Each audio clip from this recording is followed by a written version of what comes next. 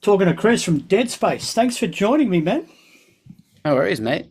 It's been a while since I've seen you. Yeah. It Metal United Down Under a few months ago now. That was a good night. Tell us about your experience of that. Oh, it was cool.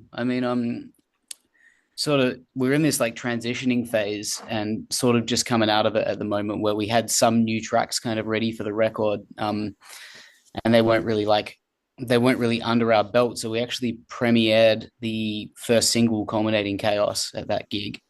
Um, that was the first time sort of training wheels for the guys getting their heads around it, which was kind of fun. And yeah, it was a good experience. I think it was Aiden's first show with us, our new guitar player's first show, I think, unless I'm wrong. But yeah, it was good fun. It was organized really well. Um, I think the guys did a really good job with that. The crowd was pretty cool. So pretty strange venue for metal, but I think it could work with a little bit of attention. But yeah. Yeah, I've been to that venue once or twice before, but not since like the '80s. And it was never a live music venue that I've been to. It was more of like a Friday night after drinks venue that sort of went into a nightclub type venue, and they had the we were down there one night and they had a fucking male review come in, which was Okay. you know weird. Yeah. It was that sort of venue, and when I actually put photos up of that Metal United Down Under gig and sort of said where it was at, people were saying, "Really, metal there?" But I thought it was a good venue for it actually because there was room to move, and as a keen photographer as I am, there was room to sort of get around the back and get shots of the drummers, which you don't often get good shots of the drummers in Yeah. a pub gig like that. So it was was a good place, and being central in the city too helped. So yeah, good Yeah. night. Yeah. Tell us about now. You're from WA, which I mean we're a long way from the east coast over here in Adelaide, but you're way over there.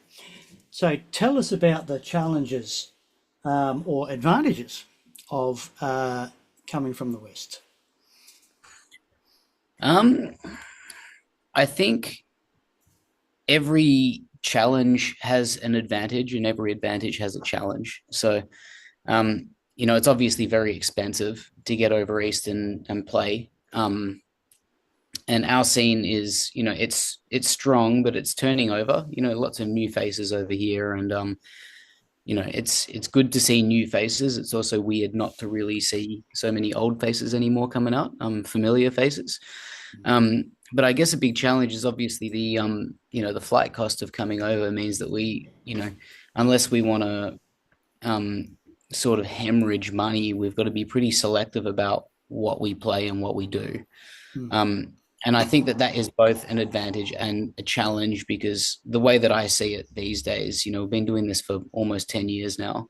The way that I see it these days is like constant touring is probably the biggest distractor from actually writing music. So if we sort of, I don't know how to put it, we had to make it work for us, we had to readjust our understanding of what we are as a band. And you see all these big tours come up, and I mean we did Satyricon in I think 2019 or late 2018, and that's the last like big sort of like DAL style run that we did. And you see a lot of bands jump on these things and relentlessly tour, and like that's great. I mean that's what they do, and it's feasible for them. But for us it's like it's not really the goalpost at this point in our career anyway. Is that like when we come over, we're quite careful that, we know the promoters, they're good promoters, that the venue's good, that the people that are interested in what we're doing are going to hear about it. And, that we play with cool bands and the lineups are quite important for what we do. Um, but basically the way that we've stationed it is we're now primarily a studio band that plays live when we can. And I think that's it's our strength, but it's also a challenge. Is that if we were to go, okay, we need to tour more, it'll be a lot harder for us. But at the same time, that not really being the focus, it becomes something that we do when we want to do it. So we're far less likely to burn out and get upset with what we're doing or where we're going. And I think that that's good for, I don't know if you know, but this band's already split at one point for a while. We took a big break. We got back together. I was living in Belgium with my wife. We were away for 2 years. And yeah, we sort of got back together near the latter part of that, came over for a visit, and we were talking to the guys and we were like, should we just do it? I've got songs written, you want to look at them. So for the longevity of the band, I think it's good because it means we can set the pace and we're not getting told what we need to do to sort of stay relevant or build a fan base. It's like, well, we've got a good fan base, and if people like the music and they show that to their friends, and that's cool. But the idea of pushing that, like, that's the most important thing about making music, is something that's long behind us. And I think it's, to come back to your question, I think that geographically that makes a lot of sense. Hmm. Yes, good answer, because the world has changed and at least people can hear you. Like the person living 20 kilometres outside Vladivostok would have a chance of hearing you now, whereas in the generation I grew up in, they wouldn't. Yeah, and I guess the other thing that changes geographically is like how viable this style of music actually is. So everywhere that you go, that I've gone anyway, metals, black metal especially, it has been an underdog. And it's not like it's a wise career path in any country that you go into. But we do it for the love. But the difference is, in Europe, there's a lot more places that you can play. And pre-COVID, it was sort of okay over there because you could set a fee, and if you were worth that fee, then you'd go out, you get your expenses covered, you get fed, you'd get somewhere to sleep. Over here, it's like, yep, venue's booked. If you don't have any mates, you're in a hotel, you're paying for it yourself, or a backpacker or whatever, you pay for it yourself, you pay for your own food, and maybe take 500 or 600 off the door if you're lucky, after putting 7 or 8 grand into flying to the actual place. It really becomes like a labor of love. It's something that you're doing because you like playing the music. And I just, for me these days, I don't want to fall into that trap of thinking that it's necessary to do more than we want to do Mm, for the mm. sake of keeping audiences entertained, that are so, a lot of them, like, and I'm not ragging on anybody, but a lot of audiences are amazing, but some people are very quick to forget. And how much are you willing to bleed for that, when and I don't mean like you shouldn't put in the work or whatever, but maybe for us anyway, the work is it's probably better put into things that we can control. How Mm, good is mm. the music? Is it evolving? How does, we really nerded out with this last record. A lot of cool recording ideas, a lot of production sort of ideas that if we were touring like crazy, I wouldn't have even been able to think about that. We would have sent our tracks and got it mixed somewhere. So yeah, it just changes the focus a little bit. Tell us about the new album. How much of a challenge was that? How much time did you spend doing it? Were you all together doing it? Tell us about the experience. I don't think we've done an album together since The Liquid Sky back in 2000. When was that? 2017 or something. So basically, like, I'm writing a lot of the stuff and sending it to the guys, and they're kind of either behind it or not behind it. And yeah, well, I mean, certain ideas, like some of the guys pointed some stuff out. I sent some stuff to them, in terms of like album names and stuff as well, and running it past my guys, and they point things out like, oh, I don't know, man, it sounds a bit new metal, or it sounds a bit this, or I don't like it because it's got this vibe, and that's good. It's good feedback. So, in a way, we do work as a band. Tom played guitar on this record. But mainly just adding like a few lead flavors and stuff like that. So other than that, and we used to be quite coy about this. It's been like this for a long time, where I've pretty much laid down most of the stuff. But now we're hitting a point of project maturity a little bit, that we've sort of Tom and I at least discussed that it's probably okay to sort of be a bit more honest about the process. Is that we put up all music by DEADSPACE, recorded by DEADSPACE on all the albums and stuff. But realistically, at the end of the day, um, it's a lot of the ideas do come from my head, and it's me pushing myself in terms of skills and sort of dragging Tom along for the ride. So he's my right hand man. I wouldn't do anything in this band without Tom. Also, like we've got Herb playing drums. Herb played about half of the drums on this record. I played the other half. Basically, because of time constraints, we just wanted to get it done by a certain time because we had a release date set. The tracks, I think four of the tracks were written while I was still in Belgium, like demoed out and ready to go. The other songs sort of came together when we were over here, and Tom had some input in that. Basically, the drums are basically programmed out, demoed out, and then I send them to Herb. And the best thing about Herb is he always, no matter what album it's been, he always lifts the bar in some way, shape, or form. So he'll go like nowadays he'll go, no, I'm not touching that one. I like it. I like it the way that Oh, you've got okay, it in. yeah. Can you, yeah, can you lay that down? It's more effort than anything for him to learn. So he'll be like, yeah, I like that. Let's lay that down like that. But I got this cool idea for this track. I got this cool idea for here. And they're always cool ideas. Herb never brings forward something that he shows me that doesn't make the record. So in a way, he contributes percussively quite a bit. Aiden's brand new. So his opinions were actually quite instrumental in shaping certain things that we cut and certain things that we keep because he comes from a different musical background in terms of guitar playing and things like that. We used Dez's tone for the bass, although I ended up playing the bass guitar because I played the guitar, so we wanted to make sure it was really locked in. And Dez live absolutely holds it down perfectly. In the studio also would be the same, but it's like the old Machine Head trick. If you've ever seen their studio stuff, like if Rob lays down the guitar track, he'll do the other guitar track for that section and the bass for that section because it all comes from one hand and it's tighter. And then if somebody else brings a riff and they track it, well, they'll track everything for that riff. And that's sort of how we work. It's just the best result is the end goal, no matter how we get there. And we don't really have an ego in regard to this. Like I really know that my guys wouldn't take it in a negative way that I talk about, a lot of these ideas are my ideas and blah, blah, blah, because they know that they are valuable to the grand picture, which is we made, in my opinion, our greatest album that we've done to date. And I think the other guys feel that too. And the fact that we can all sit down and go, okay, well, everybody had varying levels of input here and there. It doesn't matter because at the end of the day, we all sign off on it. We're all liable for that, for the criticism that comes from that. So, it's just how it is.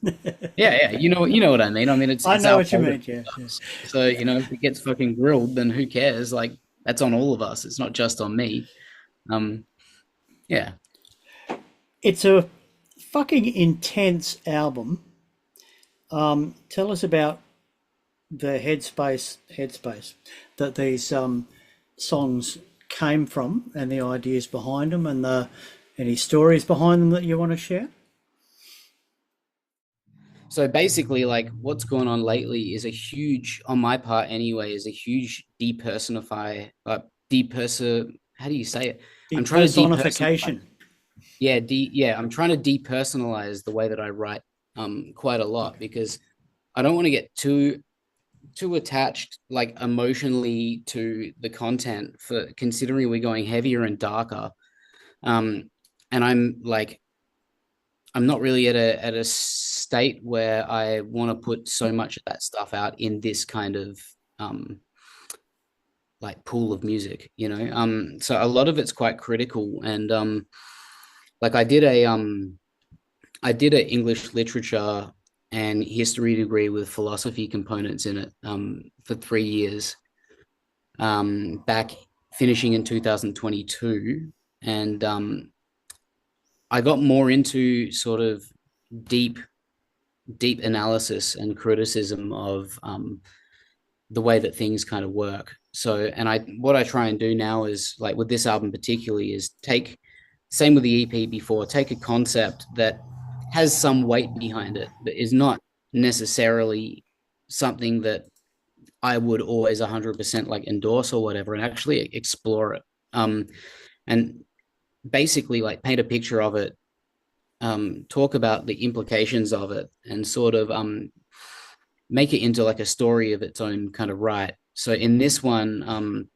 a friend of mine got me into reading this the work by this sort of, he's a bit of a cook unit, this guy, kind of crazy philosopher called Nick Land, who is basically an accelerationist, meaning that he kind of believes that the world's fucked anyway, that we're going at a pace that's a million miles an hour, and that we should accelerate that and see how quick we can get it to blow up, because that is the ultimate end goal of mankind, is destruction, which I found kind of interesting in a way.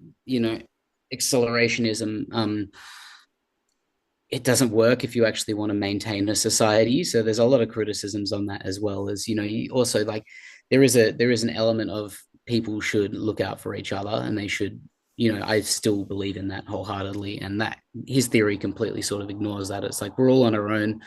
We serve this capitalist AI thing that we're basically like inbuilt to service.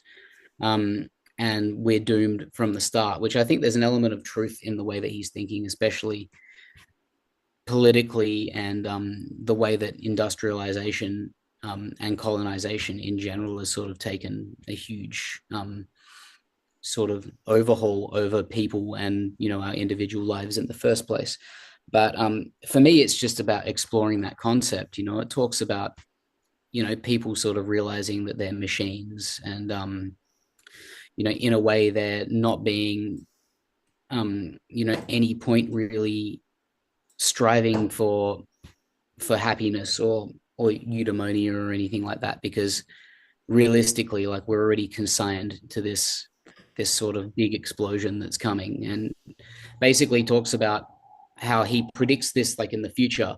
And in a way, like, my take on it is like, really, like, this has been happening for as long as I've been born anyway, and probably as long as you've been born, is that we're sort of heading in this kind of apocalyptic direction. And that's sort of the what it's trying to do, is find truth in the things that he's talking, but without having to, you know, bunt loads of meth and blah blah blah, like he's doing. And I think he was living in China for a bit, just writing a whole bunch of crazy stuff. But what I like about his writing is he doesn't write it like, he writes a lot like Nietzsche. So it's like he's writing like, in a way, like it's philosophically driven, but it's narrative at the same time. So you can read his book and you can be thoroughly entertained, like, by his language and how he puts things. And like anybody that is, a dry philosopher is going to go, no, that's bullshit, that's erroneous, I don't like that, you didn't support this fact, you didn't back this up. But I like how it's you can read it for entertainment in a way, because the way that he actually writes is very artistic in its own sense. And that's kind of what I wanted to encapsulate in a way, is that, you can argue against everything, or you can argue for anything if the conviction's there. And it will be somewhat believable. Whether it's correct or not, that's up to people that want to go in and dig into the sources. But yeah, for me, it's just, we are writing apocalyptic music, and we have been doing that for some time now. The last EP we did is Unveiling the Palest Truth, is very much apocalyptic, in a sense that it talks about, how we're walking around sort of realms where people are already either dead or half dead. And basically that there's no mercy really for the sick. But at the same time, the sick are, in the eyes of some, becoming a drain on society. But it's mainly because society is collapsing, not because these people don't deserve help. It's just we don't have the resources to maintain what we have anymore. And it's getting worse, it's getting scarier. And this was sort of the sort of like a semi fictitious kind of amalgamation of that idea, but in a more material sense, if that makes sense. Mm. Who's this album going out through?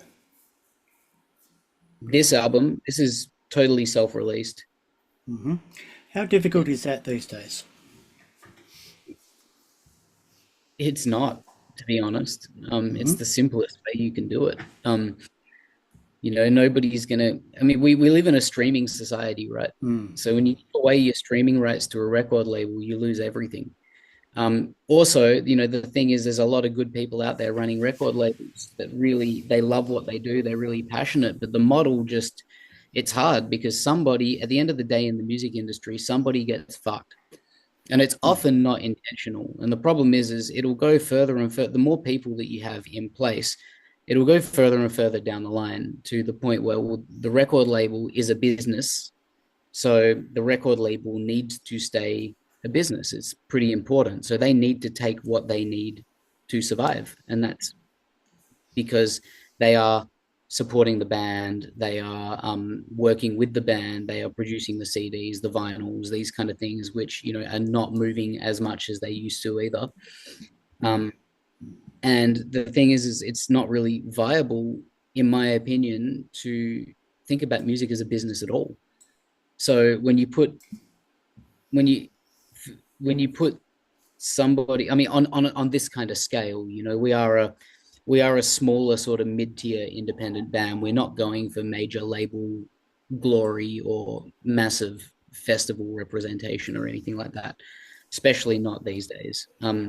So it depends, but we've decided to bite off what we can chew and not bite off more than we can chew. We've worked with some pretty fucking nice people that have their heart in the right place in the past, and it's just constantly collapsed because it's not been viable for us and them. And the thing is, going independent, you just do what you can do. If you produce CDs, great. If you've got money to do vinyls, great. You decide how much you put in. If you don't have those things available, the music still exists on streaming platforms or whatever. You can't expect collectors to really get super excited about Spotify streaming views or Bandcamp stats or whatever. But we have a good support from our community. We've got good fans. We did move quite a few of the pre-sales. Our merch does sell when we put merch out, and yeah, we're not making a hell of a lot of money or anything like that, but we are covering some of our costs. And that's really what I was talking about before, like stationing more as a studio band. Our biggest cost is always touring. We make nothing off touring. Yeah. We lose everything. And the more we tour, the more ridiculously hard this band gets. But at the same time, we like to go and play shows. We like to play with our friends. We like to play to our friends. So we do make an effort to actually get on a plane sometimes and go play in these other states because we have built up a good network of mates in these other places. And that's important to us, but it's also important as a business, which I don't, for me, this is a hobby, like as a unit that needs to somehow have fuel put in it to survive. It's important not to get too bogged down in the things that make this harder. Otherwise you shorten the amount of time that you're able to do it for, and we are evolving musically, and we have, in my opinion, like kind of hit a peak here where I think that we're doing something cool, and I'd like to see where I can push that further. And if we went out and we did a full East Coast tour and came back and then went back to Japan and then went back to Europe all off this record, I don't know if there'd be another record after that. That's the thing. There'd certainly be no funds left to actually No, go no. get it mastered or get it, or and also the other thing that's shit about that is, you go on these big tours and people are ordering merch and stuff off the online store. Like, we have to shut that down while we tour because we can't send that stuff. Yeah, yeah. We do our stuff here because we send it from here because we know how long roughly it takes. We know how to absolutely harass the post office if they're fucking losing things and blah blah blah. But playing, if we went and played a show in Istanbul or something, or someplace, and sent stuff from there, then the costs are all different. Everything's all different. We don't know what to charge to cover the shipping costs. So that makes things hard as well. So I mean, being independent's great. You earn what you deserve in a way from what you've done and what you put out. What you put in, you get back at the level that we're at now, where we have a fan base. Um, Being an independent band, doing it from the start, um, I know is a lot harder because I've also launched other things that it doesn't move. The music industry is completely dead. So the best thing for me to do is sort of like deindustrialize it. Like don't think of it as an industry anymore. Just would I do this if I got paid absolutely nothing? Yes. How do I know that? Because that's how it is. And it could be worse. It could be a lot worse. We could be a band that nobody likes. Or nobody knows at this point. So, you gotta count your blessings sometimes and take things as it comes. And I think that one of the biggest mistakes that we made in the past was always striving for more, striving for better, and that burnt us out. Like that was the problem. We were working so hard, we were touring so much, and it was just step by step. One member lost their housing situation, and then employment became hard, and then somebody wanted to go do an apprenticeship, and then all this stuff pops up, and it's like, well, if the band is not making enough money to sort of stabilize those kind of things that are unarguably more important. If you want to be homeless and play music, that's fine, but you need somewhere to live. People need to step aside, and we did lose members just purely because of that. No animosity in the band or anything, but just life takes over, and we're at a Yeah, point now where if life takes over, we just slow down and we let life take over for these people, so we're not losing important members and people that actually want to be in the band. So that's yeah, changed a lot. yeah. No, good answer. How much are you actually playing in Perth? Not a Is that lot. not a lot?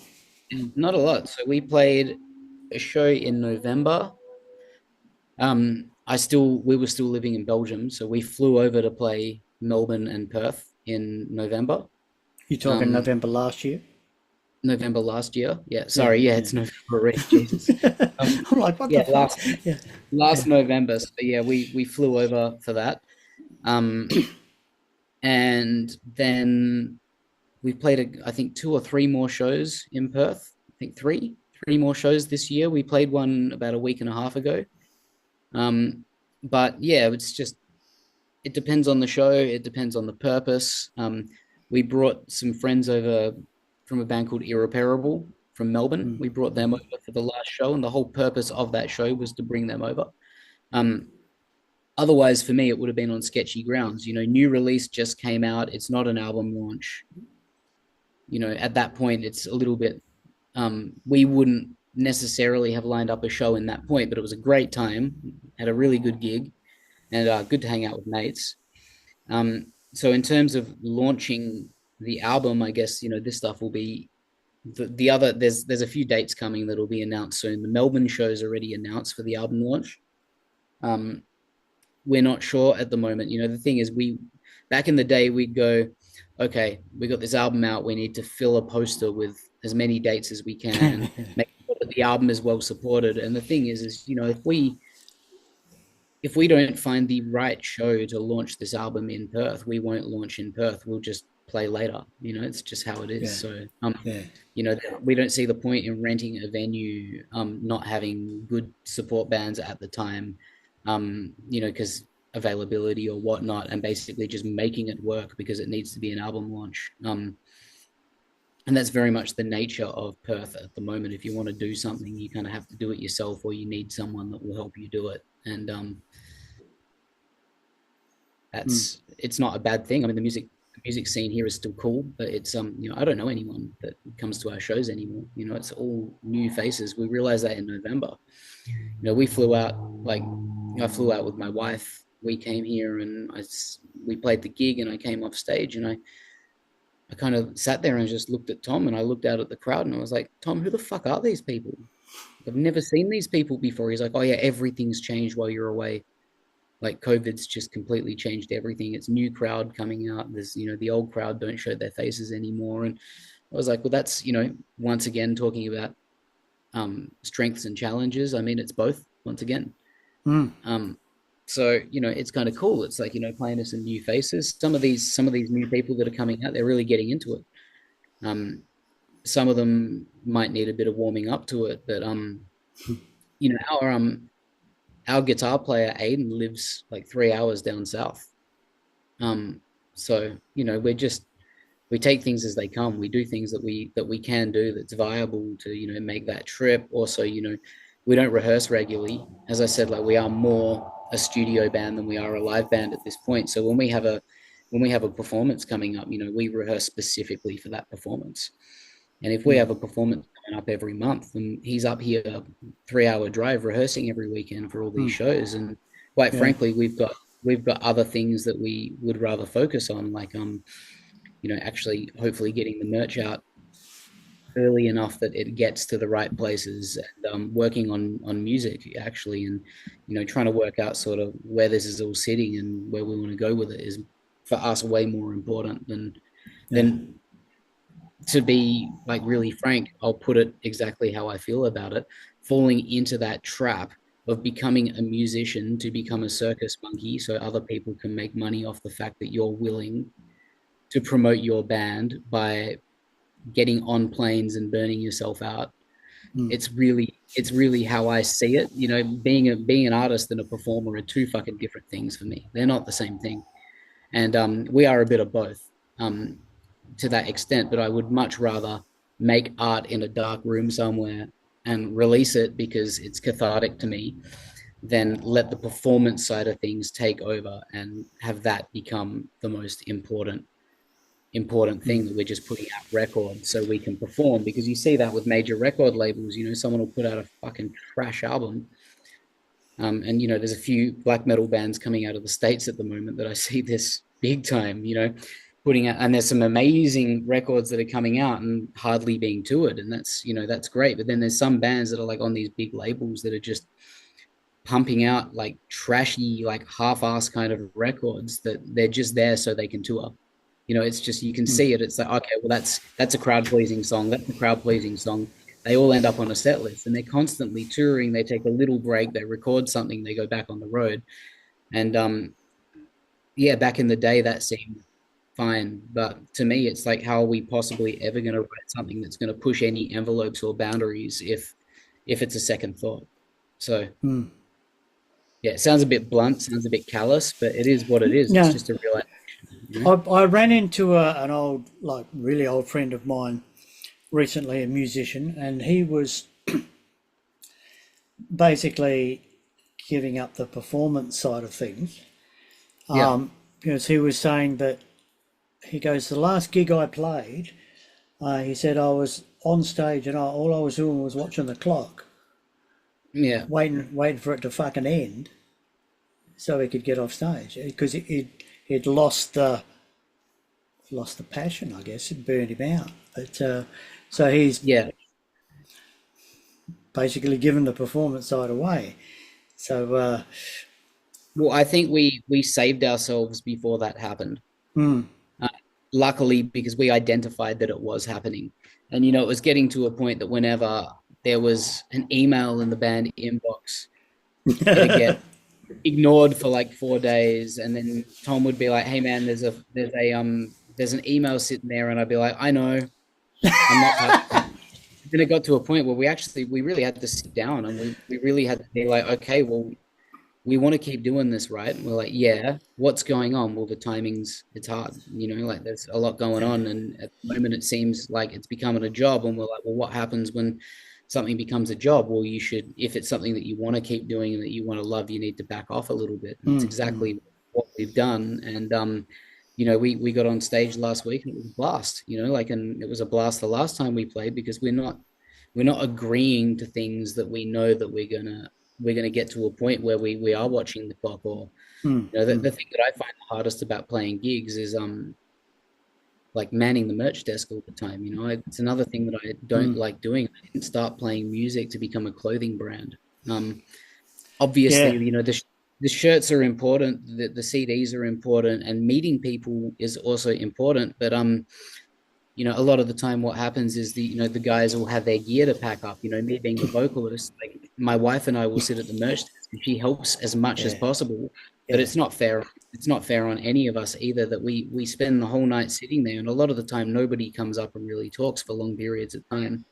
And for me, it's just like, I'm like pretty open with our fans, and our, most of them are our friends, really. And I'd be more than happy just taking one of them down to the back room and having a chat for, a couple of hours. That's more my thing. But at the end of the day, that stuff is important. And the reason that we really actually sell merch still at shows, I mean, we didn't for the last one because I didn't really want to bring the suitcase down, but Mm, it's more because people appreciate it, and they expect it in a way in the crowd. And it's kind of, it's a thing that we do also to make sure that our stuff is available for lower prices that, than what's on the merch store, because they're not paying for shipping, and there's certain mm, discounts for coming to the gigs and stuff like that. And we think it's important that everybody has a good time when they come and see us play live. mm. And you do get these rare conversations where people do come up and they say hi, and it's like, it's a really great feeling. But especially playing locally, that doesn't happen that much. So a lot of the Mm, time you just stand there kind of catching flies, and that's it. So mm, yeah, like as far as the actual performances go, I still love it. Um, mm. I still love playing the gigs. I still love meeting the people in the bands, talking to, certain people in the crowd that are sober enough to still hold a conversation by the time we play. Um, so, it's not a bad time, but we were seriously at a point where it could have become like that if Yeah, we kept putting, yeah. and we kept doing it as much as we were doing, because it's not pressure coming from the music side of things. It's pressure coming from other aspects of life that Mm, put the heavy lifting on the business side of the music to make it work. And I think if you can get to a point where you realize that less than 1% of your income is coming from music, so yeah, yeah. um, and turn that into a good thing as opposed to like a negative thing, then I think it's really invigorating to get inspired again. It's kind of, you're not sitting around getting upset that the album's not tracking so well, or haven't got so many reviews, blah blah blah, that kind of stuff, or getting slammed in reviews, which also happens generally. It's people that still somehow think that we're playing DSBM, but we're not, and we clearly haven't for a long time. But they just go on Metal Encyclopedium, who basically like refuse to change what we're doing now until given, in their words, more solid evidence that we're not playing depressive music anymore. So basically our whole like sort of artistic trajectory to people in media outlets seems to be kind of dictated by like one dude sitting in his basement's opinion of what we're doing. And they look this stuff up, and a lot of the reviews are, they come back and they're like, this isn't DSBM. I don't know what you're talking about. Or you get people that have clearly not listened to the record at all. And they've just gone, oh, it's really depressing and blah, blah, blah. And, posted about all these songs and not actually been able to cite any passages from any of the songs. And it's really obvious that, like, we used to get kind of pissed off about that stuff. Back in the day, we'd be like, oh my God, I can't believe they didn't even take the time. What are they? And now I just kind of go, you know what? Like, that's fine. I didn't really take the time to read past the fourth line anyway. So like, it is what it is. You win some, you lose some. Depressive black gothic metal. Yeah, it was just like, I just don't get it. I mean, Mm, like mm, I would honestly say that the last record has more, if not, it's more obscure kind of avant-garde black. And there's a little bit of like a sort of like dissonant death metal kind of influence in there as well. There's also, like, strangely enough, I only realized that after the release, but there's a little bit of like Behemoth and stuff that kind of gets in there in certain sections. in But the latest one. yeah, in the latest one, but I Yeah. definitely wouldn't say that it's depressive or gothic in the No. slightest. It doesn't make any sense to me. Like, to me, gothic metal is like okay, so obviously, like, goth culture is very, different, very 80s kind of based, and Mm, they've got mm, goth rocky kind of stuff, the industrial kind of things. To me, that's goth. And like, to my wife as well, who grew up in that era in Germany, that is goth. Like, and totally like about that. That's great. But then goth rock these days, or goth rock, goth metal, or whatever, it seems to have evolved into this fucking cheesy, almost like power metal infused synth Latin kind of operatic kind of stuff. And or basically like, new metal where they wear eyeliner, which, fine, like it's cool. Like some of that stuff's okay. Like the music's good, they write good songs, but it's got nothing to do with what we're doing No, whatsoever. And I no, don't understand how that connection ever existed, to be honest. no. Like I understand the depressive black metal thing. We did that to ourselves because it's what we were doing. What I'm talking about is like depersonalizing the music, making it less about one person's problems, making it more a collective observation, in terms also with becoming more dense atmospherically in a darker way, as opposed to a more open atmospheric, pretty sort of way. Um, I don't I don't really understand how it could even be considered depressive black metal anymore, because there's nothing in there for me that is about mental illness or suicide or any of these Mm. topics whatsoever. The vocals aren't high pitched and screechy. There's no soaring melodic leads or anything like that over the top that you hear in bands like, Astia, Harakiri for a Sky. There's no like hardcore crossover either, which seems to be really prevalent now in all of this newer DSBM stuff. So for me, it's really like, it doesn't make any sense. But you know, people will talk about people will believe what they want to believe. It's fine. But yeah, like what I was saying, I don't get bent out of shape about it anymore. It's more funny. Yeah. Okay. It's yeah. Yeah, if we were trying to tour and play these big festivals and stuff, it would be a really bad thing on the band's image, and it would be really difficult to get past it. But considering we're sort of at a point where we're happy doing what we're doing, it doesn't really matter. Yeah. Okay. Yeah. Hey, Chris, great chat with you, man. It's been really eye-opening. Great to have a good old chat with you. Good Yeah, it was luck good, on man. the new album, and with regard to the gigs and the tours, we'll see you when we see you. Sounds good, man. Adelaide's had a lot of us lately. we gotta we're gonna get out to some other states too. Yeah. Okay. You take care, Yeah. man. Good luck with that power situation. Yeah, thanks, mate. Have a good one. You too. Cheers, man. Later. Bye.